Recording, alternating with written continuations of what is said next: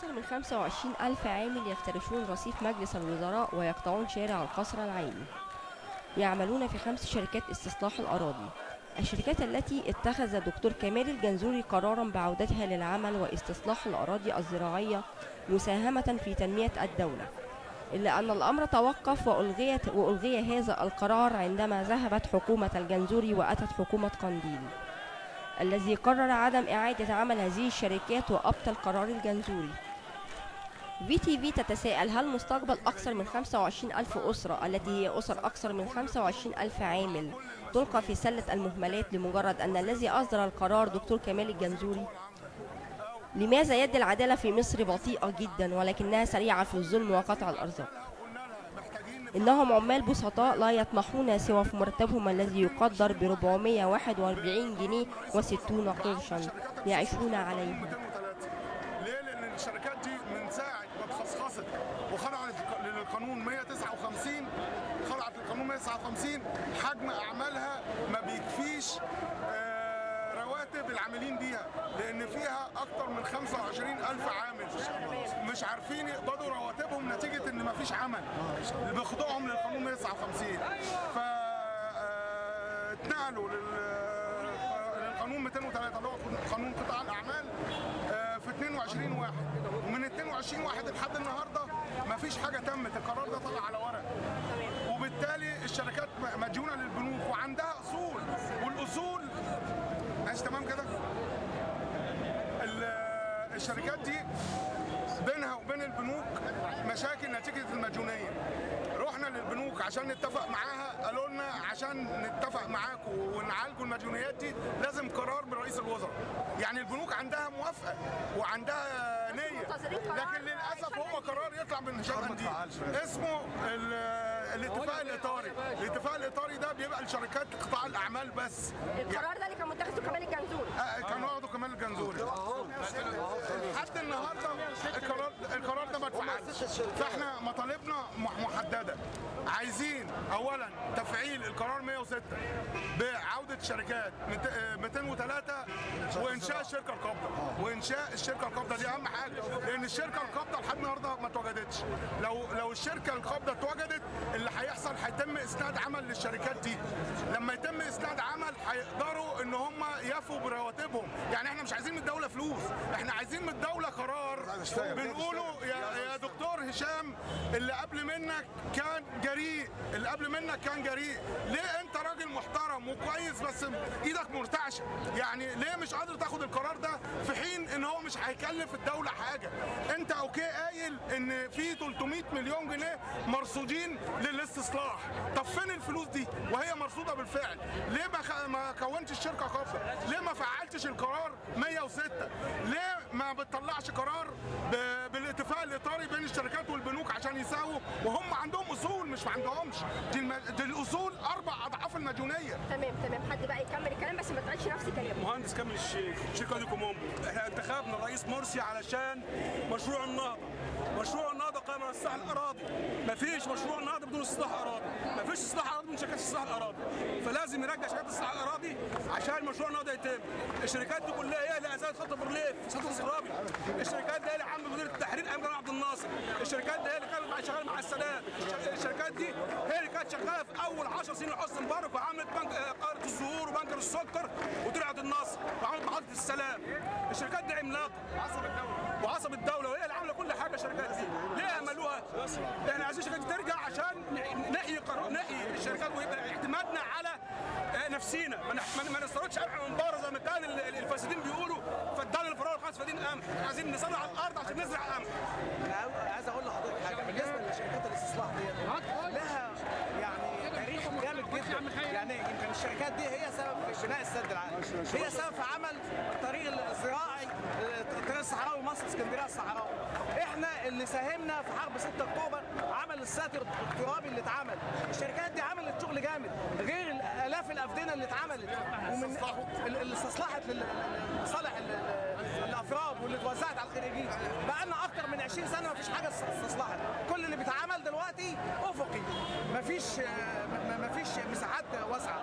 دي حاجه. الحاجه الثانيه، احنا اذا كان علينا 3 مليار و7 من 10 والناس ده لو علينا لو بيقولوا زي ما بيقولوا كده، عندك الاتحاد الاذاعه والتلفزيون عليه 70 مليار. يعني احنا شغالين وتعبانين ومش لاقيين ناكل ولا لاقيين نعالج ولادنا ولا ندخل ولادنا المدارس. يعني الواحد بيروح البيت بيكرشوه، فين يا بابا كذا كذا. 441 جنيه. ايوه ومش لاقيهم. لا مش لاقيهم. حضرتك الناس ديت مش جايه واقفه، مش واقفه في الهويه ولا حاجه. دول مش واقفه في الهويه، دول جايين بيطالبوا بشغل، جايين يشتغلوا. يعني الناس ديت مش جايه تعطل شغل او تعطل طرق او تعطل حاجه. انت بتطالب بمرتبك وبتطالب انك كله تشتغل. يشتغل، عايز يشتغل، هو مش عايز حاجه، هو عايز يشتغل من الدوله، هو عايز يشتغل. علما بان لنا 4 سنين ميزانيه ما طلعناش بيهم، لنا 4 سنين ميزانيه ما طلعناش بيهم. يعني ليه لا بنطالب بزياده مرتبات ولا بنطالب بعلاوات ولا بنطالب باي حاجه. كل اللي احنا عايزين مرتباتنا مش اكتر من كده ونشتغل. الدنيا بتقولوا تنميه عندك ولاد قد ايه؟ لا انا عندي بالنسبه ليا عندي 5 اولاد. عايش ازاي ب 440 جنيه؟ عايشين بالسرعه هنعملوا ايه؟ لولا بتجيلي يعني لنا ارض ولنا ورث ولنا بتاع، احنا بنقدر ان احنا بيكفوا معاك كام يوم في الشهر؟ ما بيكفوش. يوم 5 في الشهر بيكونوا خلاص. ومع ذلك انت راضي بيهم وعايزهم. نعمل ايه؟ ما هم عايزين نشتغل. انا مش عايزينهم نشتغل عشان نطلعهم، عشان يبقى بحلالي، عشان يبقى بعالي. مطالبنا مش رئويه، مطالبنا انتاجيه. احنا عايزين نشتغل، في مانع ان احنا نشتغل؟ انا اقصد اقول ان انت 440 جنيه وراضي بيه محمد ربنا ومع ذلك مش طايلهم. بيجي معانا ما بيدخلوا شهرين ثلاثه ما بنقبضوش. ليه؟ ده عند مين ده؟ بنطالب في هويه، بنطالب حافز اثابه، كادر خاص.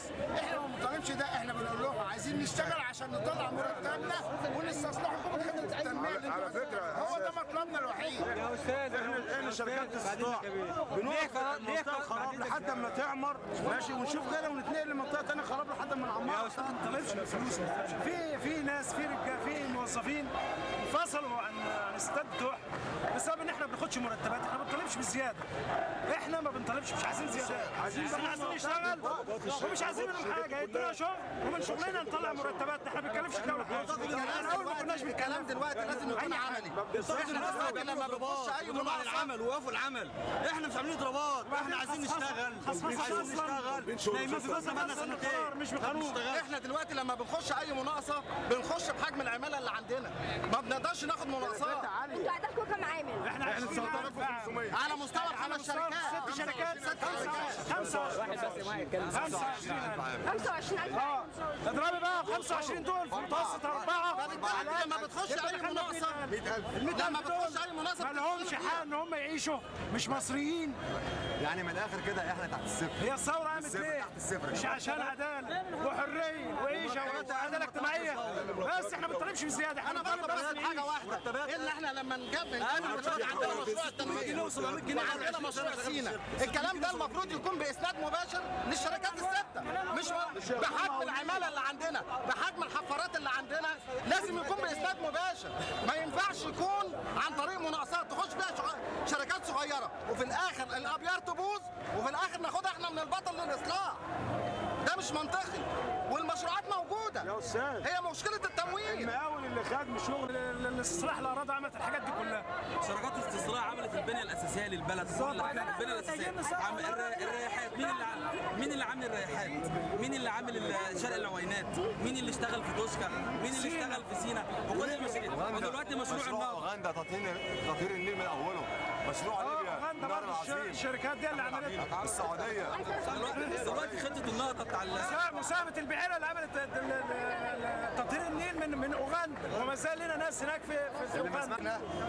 شركات الاصلاح هي اللي هتنفذ لك قرار النهضه بتاعك. مشروع النهضه بتاعك شركات الاصلاح هي اللي هتنفذها، مش حد تاني. شركات الاصلاح هي اللي هتنفذها. هنعمل اكتفاء ذاتي وهنصلح الاراضي كلها، لان احنا لنا باع كبير في تصليح الاراضي. لان شركات الاصلاح دي سائقي السرفيس هم متهمون ومظلومون في نفس الوقت، متهمون بالبلطجة في الشارع وقطع الطرق والتظاهر والاعتصام ورفع الأجرة، ولكنهم في الحقيقة مظلومون. إنهم يعانون في الحصول على السولار أو البنزين ويتكبدون قيمة الكارتة والمخالفات المرورية الجزافية المبالغ فيها على حد قولهم. VTV تتساءل كيف تم تسجيل المخالفات المرورية في وقت الشرطة كانت لا تعمل فيه، وتتساءل أيضا أين تذهب أموال الكارتة. انا مستغرب ده الحكومه عايزه ايه مننا؟ بنروح نكشف على المخالفات بتاعتنا بالله بالالوفات. جت منين؟ جت منين؟ قول لي انت جت منين؟ وما كانش في عسكري في الشارع. الكارته بتاعتنا ما صحيح العفاريت كانت بتسجلها. الكارته المجمعه بيضعفوها لنا طاقه ايه؟ ليه؟ الكارته المجمعه دي اساسا الكارته المجمعه دي الكارته المجمعه دي اساسا مخالفات. مين اللي بيسجلها؟ العفاريت. لا والخفي الكارته المجمعه عايزين يضعفوها علينا. بيضعفوها علينا ليه؟ بيضعفوها علينا ليه؟ انا بدفع الفلوس دي لخدمات للناس. انا بدفع الفلوس دي عشان الناس تلاقي خدمات، تلاقي محطه تقعد عندها، تلاقي كرسي، تلاقي لا الطرق دي ضرب بندفعها. الطرق والاناره والنور دي ضرب بندفعها، كلها بندفعها. لكن انا بدفع فلوس ثانيه عشان الخدمات دي. مفيش خدمات بتخش. فلوسنا دي راحت فين؟ فلوسنا الالوفات مؤلفه راحت فين؟ بتدفع حوالي يعني التوتال قد ايه كارتة في الشهر؟ من قبل الثوره من 4000 جنيه 4000 جنيه 4000 جنيه دلوقتي كل سواق. كل عربيه كل عربيه كل عربية. حضرتك الكارتة المجمعة دي صندوق خاص ما تعتمدش فيه وزارة المالية بأي شيء. يعني ده بيخش في جيوب الناس عايزين نعرف ساعتك يا صالح مين الفلوس دي بتروح وايه الافاده اللي احنا بنستفادها؟ احنا ما بنستفادش اي حاجه لا من المخالفات ولا من السيرفيس. الكارته المجمعه دي حضرتك معموله للاسف لشويه نصابين كبار في البلد، واحنا ما بنستفادش منها اي حاجه، ما بناخدش اي حاجه، ولا بيتعمل لنا مواقف زي الناس، ولا محطات، ولا حتى طرق محترمه نمشي فيها، ولا مكان نقف فيه نحمل زي الناس كلها، بل بالعكس بنتعامل مع اسوأ معامله سيئه، ومفيش امين شرطه ولا عسكري ولا ضابط في الشارع بيعامل سواق الميكروباص ده كانه بني ادم، بل للاسف بيعاملنا كبلطجيه. ليه ما اعرفش؟ ايه اللي احنا بنستفاده؟ ايه اللي احنا بناخده من البلد ديت غير الاهانه؟ مش لاقيين حاجه كويسه في بلدنا، الاسم انها بلدنا، لكن للاسف هي مش بلدنا، هي بلد الناس الكبيره بس، هي دي اللي قاعده على الكراسي، هي دي الناس اللي عايشه، احنا مش شايفين حاجه، ما بنستفادش حاجه فيها. بل بالعكس سعادتك دلوقتي المفروض في رئيس جمهوريه قاعد على الكرسي، المفروض انه بينظم دوله جديده، المفروض انا كواحد من الشعب استفاد من البلد دي، ما بستفادش اي حاجه خالص. هو ايه اللي هو عملوه لي جديد؟ ما عمليش اي حاجه، زي ما هو وزير قاعد على الكرسي بتاعه للاسف، ومحافظ قاعد على الكرسي بتاعه، شويه نصابين قاعد على كراسيها، وبنتعامل احنا اسوأ معامله، وما بنستفادش اي حاجه من الناس دي كلها، لا من الكبير ولا من الصغير، وجاي في الاخر النهارده بيحط لي مخالفات جزافيه، انا ما بستفادش منها حاجه. اذا السواق ماشي غلط ما تحاسبه، اللي يغلط يتحاسب. انا النهارده انت دلوقتي بتاخد نمره عربيتي ليه؟ هي العربيه دي عباره عن قطعه حديد، هي دي بتمشي لوحدها؟ ولا السواق اللي بيقودها معاه رخصه صادره من وزاره الداخليه وبتقول ان ده راجل سواق وما بتطلعش الا غير من مصادر قانونيه، وما فيش اي مخلوق خلقه ربنا بيقدر يجيبها الا بمصادر قانونيه، الا اللي بقى لو للاسف اذا كان ضابط مرتشي بيدفع له وبيطلع له رخصه وبرضه اسمها صادره من وزاره الداخليه. وانا النهارده كراجل صاحب عربيه ايه اللي بيعود عليا؟ انا النهارده بدي العربيه السواق، انا ملزم ان انا اقعد جنب السواق افضل شغال معاه طول اليوم عشان خاطر ما يعملش مخالفه غلط؟ وبقى معنى كده بقى كده البلد كلها مش هتشتغل. خلي المخالفات فوريه يدفعها السواق. اللي يغلط يتحاسب. هو ماشي غلط احاسبه، انما سعادتك دلوقتي ايه اللي بيكون ما فيش اي عائد عندي؟ انا وتسيير بساجير. نعم. السياره رخصه وامن ومدامه. ما هي النهارده السياره ما بتمشيش لوحدها. انا مانيش سواق، انا بس اللي هقوله زيعه. انا مانيش سواق ماشي، بس كل ما بيدور بين المسؤولين والسواقين، كل ما بيدور بين السواقين والحكومة بيصب على المواطن من تموين، من سولر، من بنزين. أنا راجل مواطن عادي، السواق علشان يروح يمون ده إن لها تموين يخبط له يوم اذا كان اجري او اذا كان صاحب مال. سليم الكلام ده يروح عشان يمون ما بيه على بال ما يجوا له خلصنا، ما هي طلعت للمحاسيب. سليم الكلام ده. او ما جاي نركب يقول لي لو سمحت انا جايب صفيحه الصور ب 50 جنيه، طب الاجره بتاعتي جنيه، لا لو سمحت ادفع 2 جنيه. لا هو غصب عنه، لو سمحت انا ما خلصت ما تقاطعنيش. هو صح كده. هو غصب عنه. صح كده. يا سيد الفاضل انا بديك حقك وبدي نفسي حقك. بص هو غصب عنه، هو غصب عنه. ما هو ما يجيبش ب10 ويشتغل ب2، لازم يجيب ال10 فوق اجرته. واضح يا اخوانا ولا مش واضح؟ الكلام ده فين؟ انت تقول له في اي مكان. انا بتكلم عن اللي انا فيه. فين في البلد فين؟ في القليوبيه. في القليوبيه. سليم الكلام ده. الامن معدوم. انا بتكلم عن مكان. لا اصل دي مشكله عامه يا سيدي. دي مشكله عامه. كل الناس دي مشكله عامه. عارف بتصفصف على مين؟ اقول لك بتصفصف على مين؟ على السواق الاجري وعلى المواطن. على السواق الاجري وعلى المواطن. انا عايز اتكلم على السواق الاجري وعلى المواطن. الاجره السنه دي اترفعت 3 مرات او 4 بسبب الحكومه. ايه السبب؟ يجي يقول لك في الاعلام يخلي لك الصوره ورديه وهي اجمل. انا بقول لرئيس الجمهوريه اختيار الحكومه خواطر واهداف ما تنفعش. إذا كنت أنت بتختار ده خاطر عشان تنتمي لحزب فلان أو حزب إعلام فأنت بتأذي البلد. هنخليهم انتوا رجعتونا، هنخلينا نقول يا ريت يا ريت الثورة ما جت. لأن الثورة جت، المفروض الثورة جت تغير، ولكن أنت غيرت رموز، لكن القاعدة ثابتة في الأرض. المواطن اللي بيدفع الثمن يا سيدي الفاضل. سليم الكلام ده. أنت غيرت فوق، خليت الواجهة حلوة، ما تبص جوه. أنا لابس جلابية حلوة. يا سيدي يا ستي، أنا لابس جلابية حلوة، مش كده؟ أنت تعرف تحتها إيه؟